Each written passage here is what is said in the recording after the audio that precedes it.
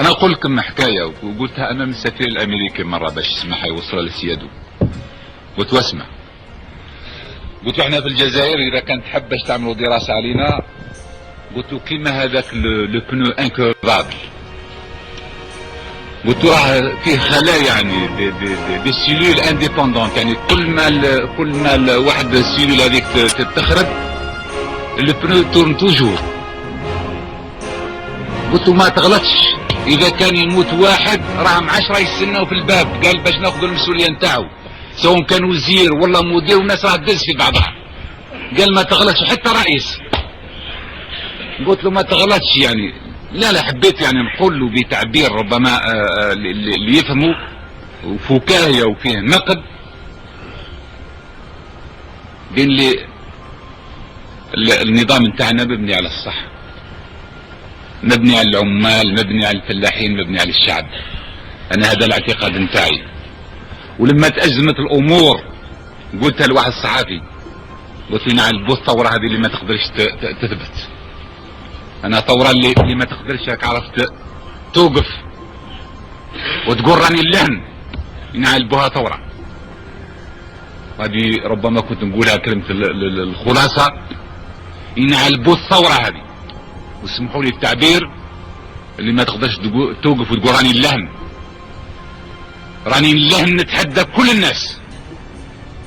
نعم الثوره ماهيش غير خبز برك، الثوره ماهيش غير خبز، الثوره ماهيش غير منشآت، الثوره ماهيش غير مدارس، الثوره ماهيش غير طرق، الثوره ماهيش غير تسيير ذاتي، الثوره ماهيش غير تسيير اشتراكي، الثوره ماهيش غير على كل حال العلاج بالمجان، الثوره ماهيش غير الاستقلال، الثوره هي اعمق من هذا. الثوره كذلك هي مبادئ وبالخصوص كرامه. الثوره ما يخصهاش الثوره ما يخصهاش تحط راسها. وانا نقولها لكم للتاريخ، انا الثوره اللي تحط راسها ما نكونش على راسها. للتاريخ هذه الثوره اللي تحط راسها انا ما نقبلش نكون على راسها. الثوره هذه ما نقدرش ابدا. الثوره اللي تركع لا، لان احنا كلنا كرامه، وكلنا الجيش نتاعنا، الجيل نتاعنا لازم يعني يواجه كل الحالات. علاش نقول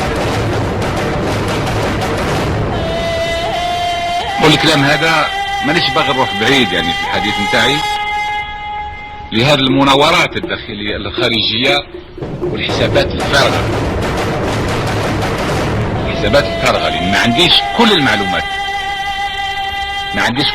وماهوش من العاده نتاعي نقول في الكلام اللي ما نقدرش نثبتوا بالحجج الماديه. يعني فيه نوع من التآمر الخارجي، اقول نوع من التآمر الخارجي. من الناحيه الداخليه ما عندناش مشاكل، ما عدا المشاكل راكم عايشينها اليومين اللي كنت تكلم عليها، قال خص البطاطا وخص الزروطيه وكذا، والموظف الفلاني ولا تعرف الوزير الفلاني.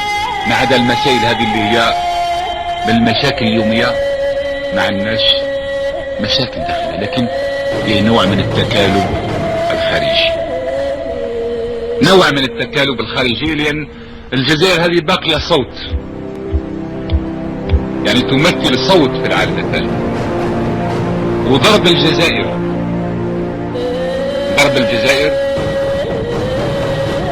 او الثورة الجزائرية تنجر عليها انعكاسات خطيرة في افريقيا وفي العالم العربي.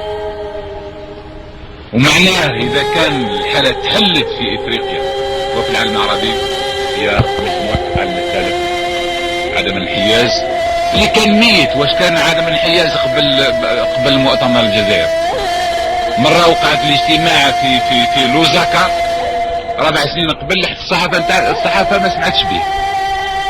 ما نتكلموش على الشعوب. اذا المقصود هو هذا. المقصود على كل حال في كل هذا الامور وهذه الحركات وهذا يعني المناورات هو الجزائر. الجزائر تمثل شيء